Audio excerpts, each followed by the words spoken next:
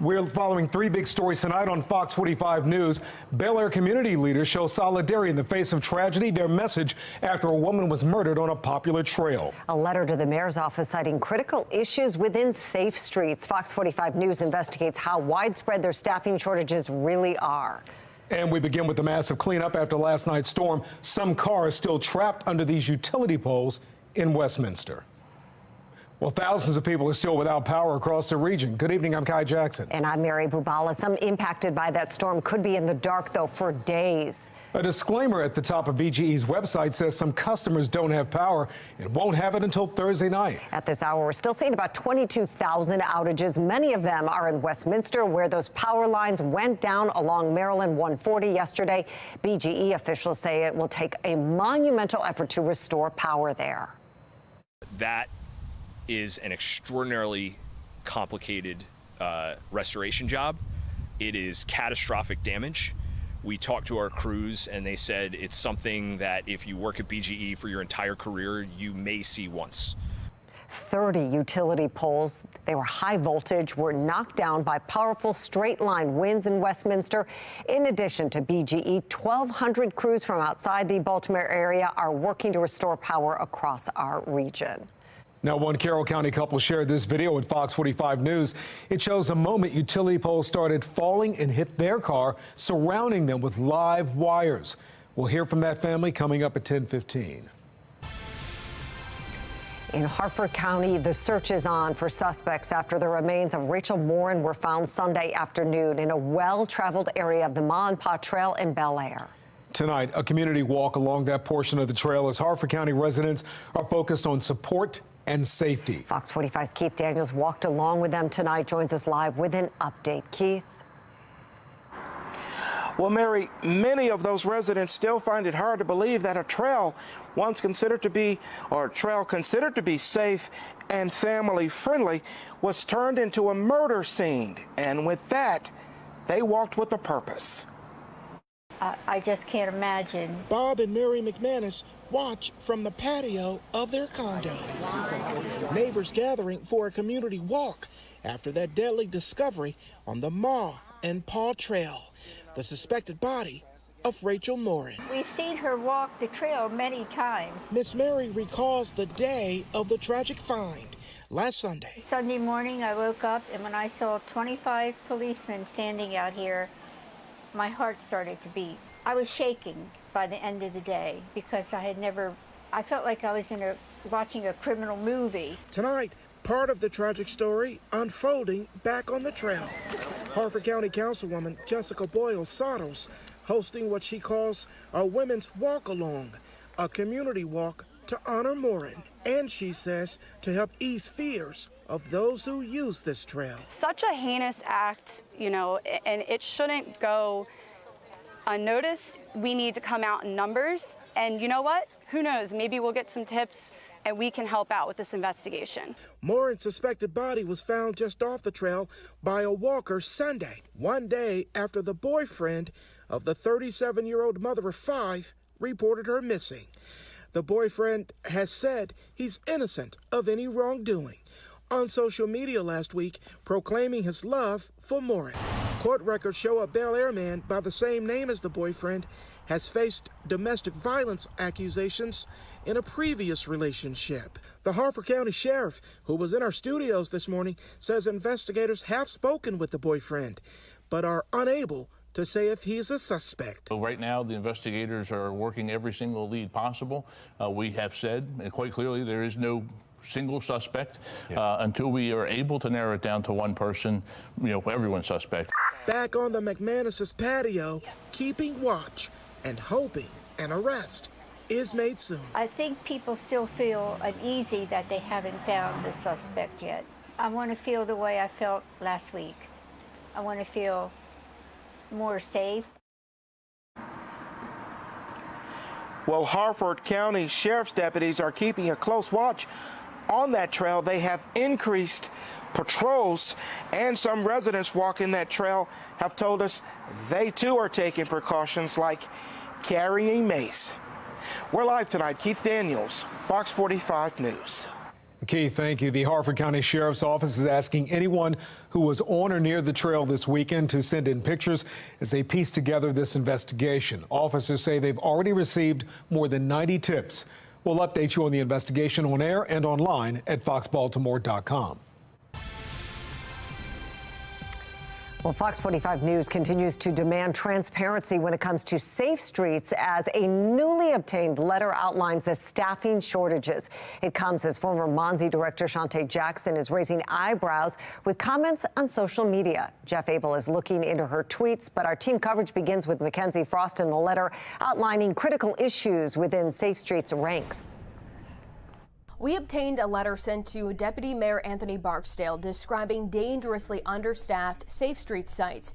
These concerns were raised just weeks after we reported Shantae Jackson would soon leave her position as director of Monzi, the same agency overseeing the Safe Streets program. Good evening, Chair Costello, members of the committee. The week after leadership from the Mayor's Office of Neighborhood Safety and Engagement presented their budget to members of the City Council. It allows us better communication around hiring. Defending programs like Safe Streets as a way to help Baltimore break the cycle of gun violence. This letter, obtained by Fox 45 News, was sent to Deputy Mayor Anthony Barksdale, warning about critical issues with Safe Streets staffing, noting every one of our sites is dangerously understaffed. The letter, signed by Adam Rosenberg of LifeBridge Health Center for Hope and Kevin Keegan of Associated Catholic Charities.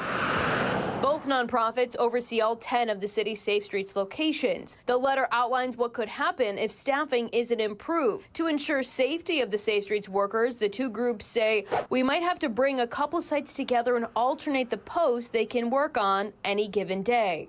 Fox 45 News has been investigating Safe Streets for nearly 2 years and has faced many roadblocks from City Hall when it comes to getting transparency about how the multi-million-dollar program operates. Mayor Brandon Scott repeatedly refuses to share details about how tax dollars are being spent on the program and what the workers are doing while on the clock. Tuesday, we sent questions to Monzi about the letter, including, at the time the letter was sent, what was the staffing situation at each of the 10 Safe Streets locations? How many people have been hired since the letter was sent on June 13th? Is Monzi concerned about the level of staffing at the 10 Safe Streets sites? Monzi telling Fox 45 News in a lengthy statement there are 26 open positions across all 10 sites, and 32 candidates have made it to the second round of vetting. Monzi adds, our top priority is to ensure that all sites are fully staffed.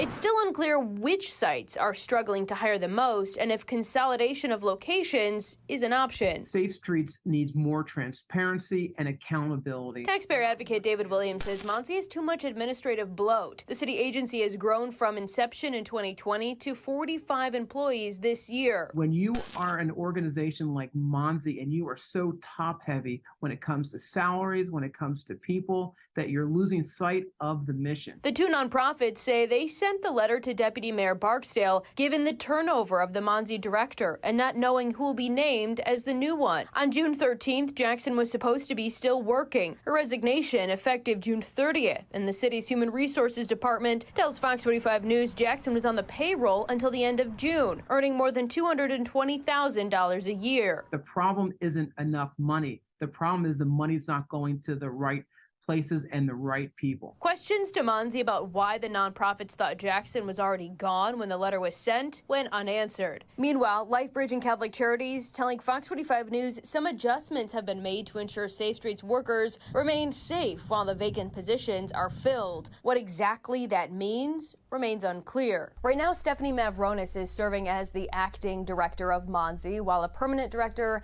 has yet been named. In the newsroom, Mackenzie Frost, Fox 45 News. Fox 45 News has been demanding answers from Monzi about the Safe Streets program for years. We want to know more about the ex-convicts the program hires and know how the city is making sure employees aren't committing crimes while working for the program. The city won't tell us how Safe Streets employees are trained or how they keep track of their hours. Fox 45 News has also asked what a Safe Streets mediation includes and how those are tracked, as well as how the program measures success. The mayor's office refuses to answer our questions. That brings us to our question of the day. Should Safe Streets be more transparent about who it hires? So far, 97% of those who voted say yes. You can go to foxbaltimore.com/vote to make your voice heard.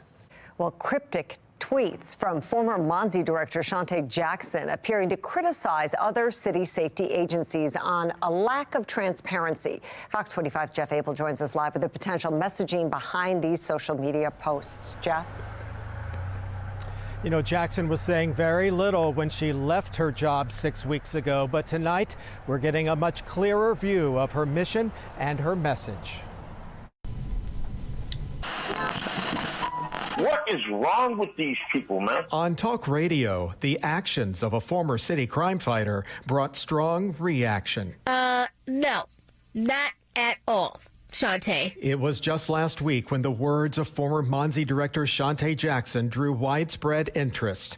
During a City Hall hearing in June, it appears Jackson was texting the police commissioner regarding Deputy Mayor Tony Barksdale, writing, "Time to get rid of Barksdale. We can take him down and figure out the rest." If they can stab each other in the back, what do you think they'll do to people they don't even know? Jackson resigned from her post 6 weeks ago, but she has not remained silent. In the past 24 hours, she has unleashed a series of tweets alluding to those professional relationships, saying, quote, "I will say that I believe Baltimore's reductions could be even better if there was a more integrated approach across all public safety agencies, a stronger commitment and support for agency leaders, and more support for CBOs. In other tweets, she suggests the crime plan which she helped launch is working. Yes, Baltimore is seeing significant reductions in homicides and non-fatal shootings, and that is something to be hopeful about, she wrote. My career in public safety has shown me that only a holistic approach can drive significant reductions in violence. All that communication is self-serving rhetoric. Dr. Richard Vatz, who's a professor of rhetoric, isn't surprised by Jackson's words. After 2 years on the job, she resigned her post without explanation. I think she's resentful. She's resentful that I think when she left, nobody was begging her to stay. And I think she's saying, you should have begged me to stay because I have the answers to these questions and you don't. Well, Jackson also tweets that there is no single contributing factor when it comes to attributing these crime reductions. We are live tonight. Jeff Abel, Fox 45 News. Jeff, thank you. Jackson tweeted this today, quote, "I have been and always will be an advocate for this work and making sure we are transparent and honest about our explanations for public safety trends," end quote. However, Fox 45 News has not found Jackson to be always transparent, often running away from our reporter questions. Director Jackson, can I ask you a couple of questions? I think the mayor said meet us at the next. Are you going? You have to realize that we have a job and we have the right to ask questions and get information out. Director Jackson, can we talk about the multi-year Safe Streets contracts? We don't have any comment today. I know that you announced your resignation, you're planning to leave. Can you say where you plan to go? Let me stop right here. Okay. Never, ever will I prioritize any news about me over top of news about our young people. That's why I didn't so ask we during can the save press that conference. question for a time when I'm ready to share it. Thank you. Fox 45 News will press Baltimore's elected leaders for transparency and answers when it comes to the fight against crime and any other problems facing the city. You can follow along on air and on our website, foxbaltimore.com. Coming up on Fox 45 News at 10, a man accused of stalking several women in Towson and assaulting one is in court today. What police say he did and how he was able to avoid arrest once before. Acting Police Commissioner Richard Worley hearing concerns from the public in a series of town halls, the big topics that came up during today's meeting and how Worley addressed them. Starting off our midweek with some fantastic weather. Overnight dropping down mainly into the 60s, nearly area-wide under just a couple of clouds and nice low humidity. But showers and storms going to be building along with some heat. I'm going to let you know when we could hit 90 again and when we could have some storms in our forecast. That's in my Weather Authority forecast in a few minutes. Plus, our severe weather coverage continues. We hear from a couple trapped in their car when utility poles came crashing down in Westminster.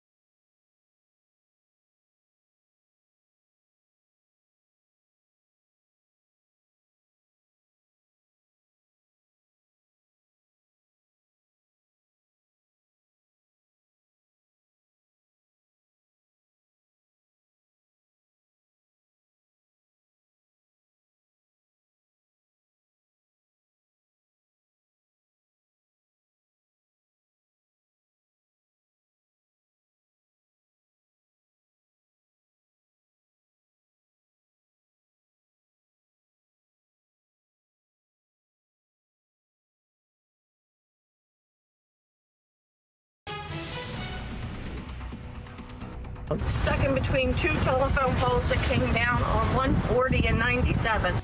A Carroll County couple shares their harrowing story as high voltage utility poles crashed down, scattering power lines across their car in Westminster while they were caught in that storm.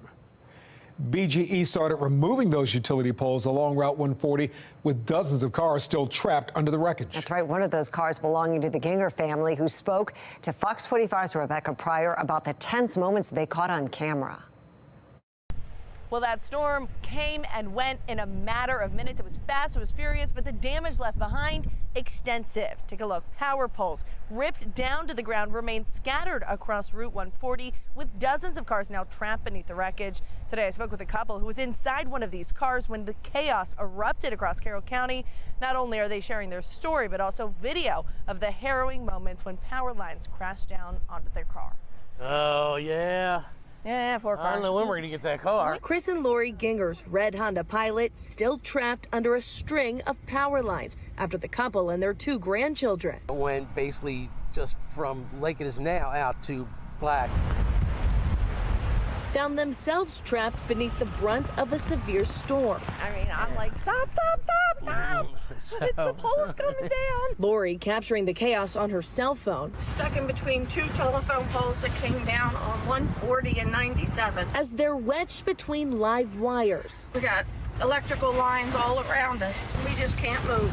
The first pole falling in front of them, then quickly after. Pop, pop, pop, going right down behind us. Dozens more dropping to their backs. In total, over 30 utility poles plummeting, pinning down 34 cars and 47 people for more than 5 hours. All of these vehicles still remain on the scene. Maryland State Police able to escort everyone to safety, but say cleanup crews now working around the clock to remove debris and free stranded cars. However, it will take time. If you see the damage, it is significant. BGE's timeline for restoration expected to take well into the end of this week and possibly into the weekend. A great job. We can't express how well they did.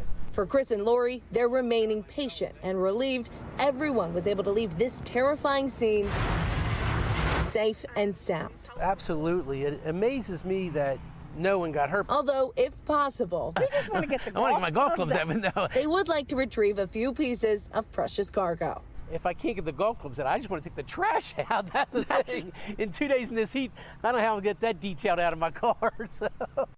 And this is Chris and Lori's car right here. Unfortunately, the golf clubs are still stuck in the trunk for now while BGE workers clean up this mess. There's a group of them here now preparing for a long night ahead. But again, full restoration isn't expected to be completed until the end of the week at the earliest. Reporting in Carroll County, Rebecca Pryor, Fox 45 News.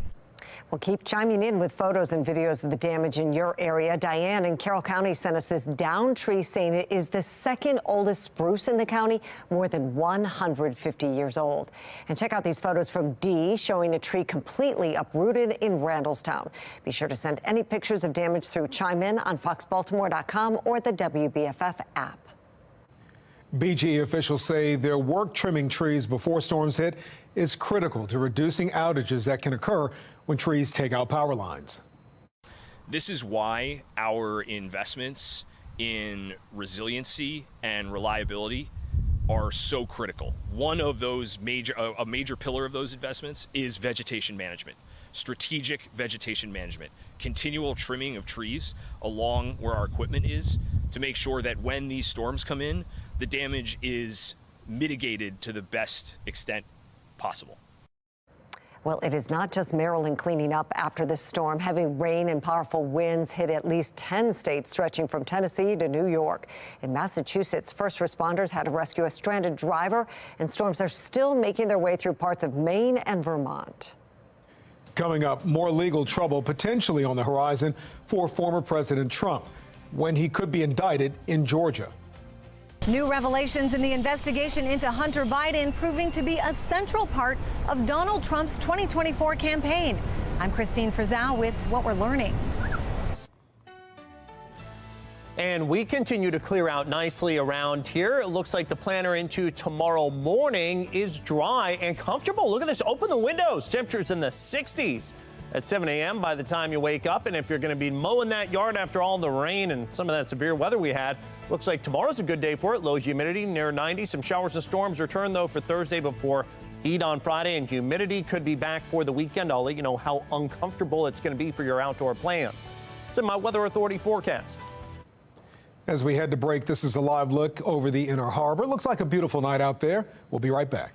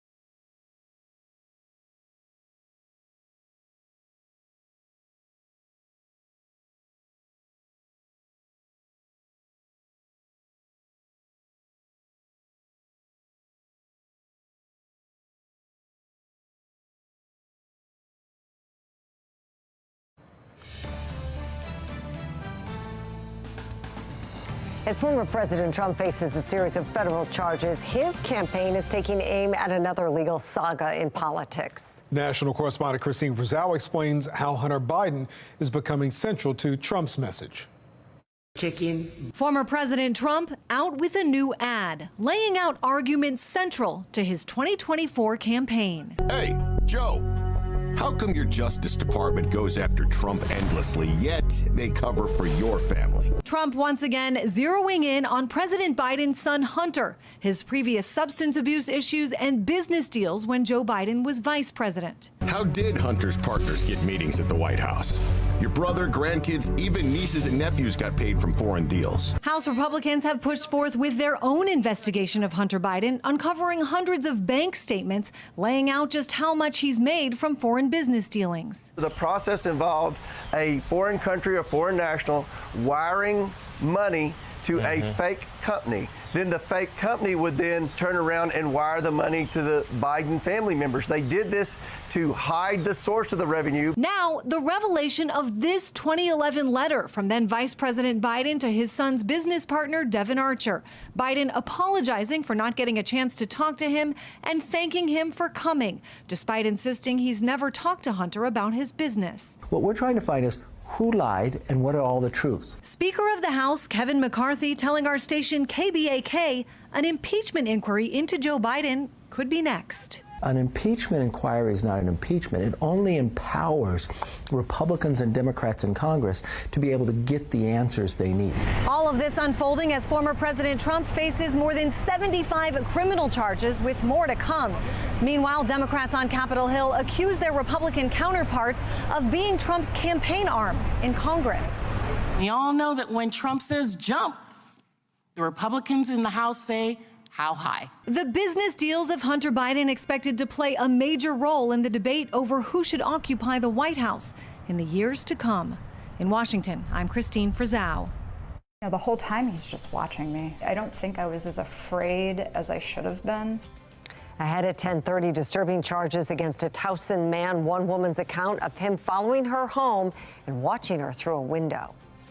And acting Baltimore Police Commissioner Richard Worley held his first public comment session today. The safety concerns raised by Baltimore residents.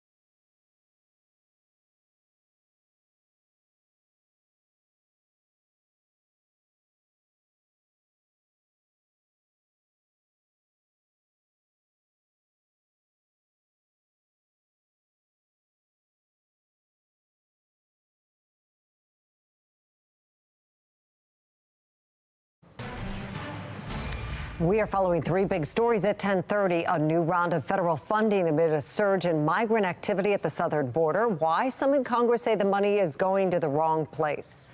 Acting City Police Commissioner Richard Worley holds his first public comment session. The safety concerns residents are bringing forward. An accused Baltimore County stalker appears in court after police say he was seen following several women over the course of the week and assaulting one of them. Tonight, Fox 45 News hears from one of the victims. Well, the woman tells us the suspect followed her and allegedly attempted to break into her Towson home before watching her from the street for several minutes. Now, police seem to think she wasn't the only victim. Fox 45's Maxine Stryker explains. It was just so odd. It was a shocking encounter for one woman walking her dog through her quiet Towson neighborhood Saturday. He just kind of followed me from the other side of the street. The woman, who didn't want her face shown, says this man, who police have now arrested and identified as 40-year-old Charles Waddles, followed her home and attempted to enter through her back door. I had thought a couple times about asking him if he needed help or he was looking for something, because I just couldn't allow myself to believe that he was trying to do something like to harm me. She took this video of him outside her home after he attempted to break in. You know, the whole time he's just watching me. I don't think I was as afraid as I should have been. He left before police arrived, and according to charging documents, made his way to Carter's Children's Store along Ridgely Road. Police say there Waddles entered the employees-only office, grabbed a female victim, and pressed his groin area up against her. Charging documents say he was detained by security outside while they waited for police. However, police say they didn't have enough at the time to warrant an arrest. Police say numerous calls came in since July 31st matching Waddles' description. Twice, they received a call for a suspicious person at Towson High School, following people, including young girls, on the athletic fields. And on another occasion, police say he entered a home and left after he was confronted, claiming it was the wrong house. It wasn't until August 6th, the day after the Carter's assault, that police were able to link the incidents and arrest Waddles at his Towson home. Police say Waddles admitted to being attracted to the victims. Maxine Stryker, Fox 45 News. Waddles faces attempted first-degree burglary charges along with theft, assault, and sex offense. He's been denied bond. The trial is set for September 25th. 25-year-old Andrew Beavers has been found guilty of killing his mother at her Anne Arundel County home in 2021. Police say the mother's boyfriend found a trail of blood at their apartment leading from the master bedroom into a marshy area outside. They found the woman's body lying in that marsh with several stab wounds. Beavers is expected to receive life in prison. He'll be sentenced November 30th. Well, police in Washington, D.C. confirmed the suspect in the murder of a Baltimore man last year has died. 29-year-old Avery Myler was wanted in connection to 25-year-old Arias Wolf's death. There was a $60,000 reward out for his arrest. And police say Wolf, who lived in Baltimore, was working to install solar panels in D.C. when he was shot and killed. Officials confirmed to our sister station in D.C. that Myler died in April. Today marks 2 months since the appointment of Richard Worley as acting Baltimore Police Commissioner. In partnership with Mayor Brandon Scott, Worley is beginning to hold public comment meetings as part of his confirmation process. Baltimore residents are taking their safety concerns directly to city police. Alexa Ashwell shares feedback for police from a virtual meeting this morning. Juveniles, one of the top concerns voiced by some of the older residents of Baltimore during a telephone town hall. On the other end of the line, Mayor Brandon Scott and his nominee to lead the Baltimore Police Department, Acting Commissioner Rich Worley. Residents questioned what's being done about squeegee kids, claiming some youth are still at intersections, dirt bikes, youth violence, and the lack of consequence.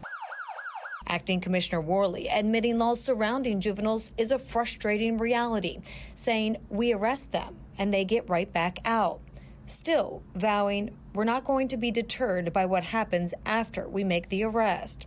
The mayor adding that he and Worley met with Governor Wes Moore last month to discuss building a state juvenile system that rehabilitates and holds young people accountable, saying there needs to be legislative changes. You know that I think there's something need to change. Fox 45 News questioned the mayor on his stance just last week after state's attorneys across Maryland, including City State's Attorney Ivan Bates, called for changes to the Juvenile Justice Reform Act, arguing the General Assembly has made it more difficult to hold juveniles accountable. If a juvenile has an illegal handgun, the longest that they can be on probation is 6 months. 6 months. What services can we give a kid in 6 months? Guns and the proliferation of them, another big concern voiced during the telephone town hall.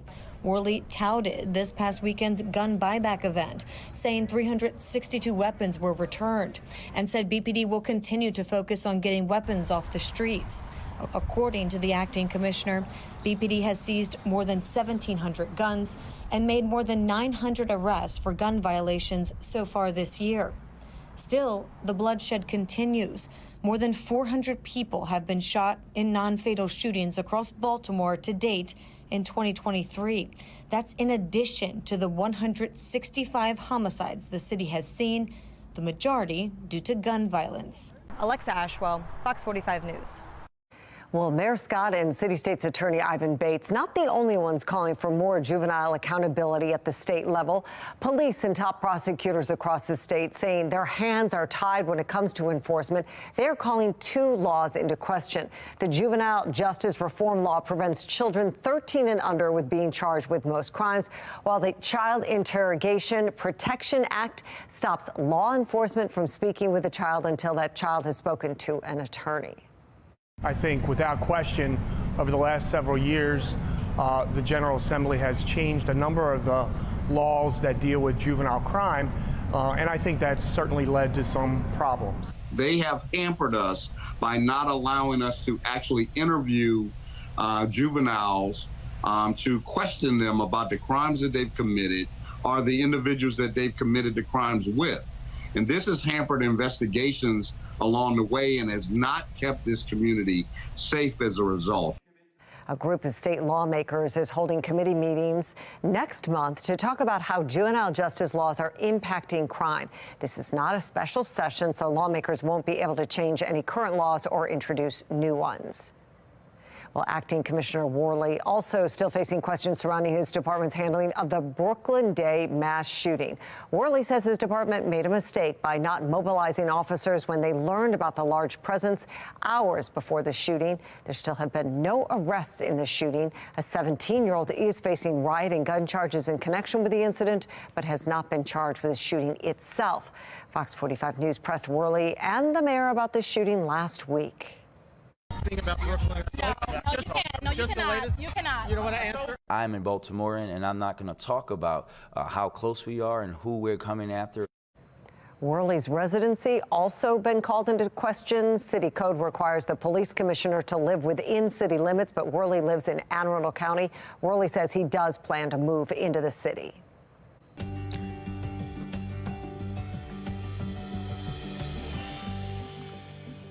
School starts in less than 3 weeks for many Maryland students, and it's essential to get the right nutrients for their school lunches.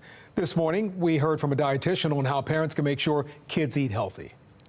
So next, we want to make sure that our lunches are fun. So that means adding a lot of options, variety, color. You can use these sandwich cutters to make some fun shapes. You can do pinwheels, and then we've got here a fun, happy face pizza. Okay, so I'm going to hold that up and show that because I don't know if we're seeing it as well as you've made it. How cute are these little pizzas? Yeah, and we can do one right here if you want. So this is a great way to get your kids involved. Okay, to let them do it. Yeah, that makes perfect sense. Now, are these going to stay warm, or are they meant to be eaten cold, or it doesn't matter because pizza's good either way? Pizza is great any time of the day. So this is really great because they can add their own toppings. It really starts a conversation of how to pack a healthy school lunch. This is fun for mommy. Well, Fox 45 News is your back-to-school headquarters. Now through the first day of school, we'll be compiling all those things busy parents need to know to prepare their kids for a great year. Click the QR code on the screen to check out all of our stories or go to our website, foxbaltimore.com/back-to-school-HQ. Well, schools have been a recent target of cyber attacks across the nation, and the Biden administration is hoping to better prepare educators on how to secure their systems. As part of the plan, several companies have agreed to give free and low-cost resources to school districts, including $20 million from Amazon Web Services for a cyber grant program, as well as free security reviews. All of us here today are acutely aware of how demanding it is to work in education. The challenges that students, teachers, parents, administrators, school board members, front office staff, tech support, and outside vendors even confront every day would have been unfathomable even 5 years ago. Cybersecurity threats are merely the latest such challenge.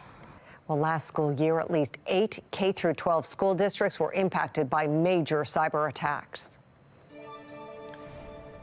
Taking a look right now at the Fox box on the top left, all eyes on the state of Georgia as the Fulton County District Attorney hints at possible indictments over alleged meddling in the 2020 presidential election by former President Trump.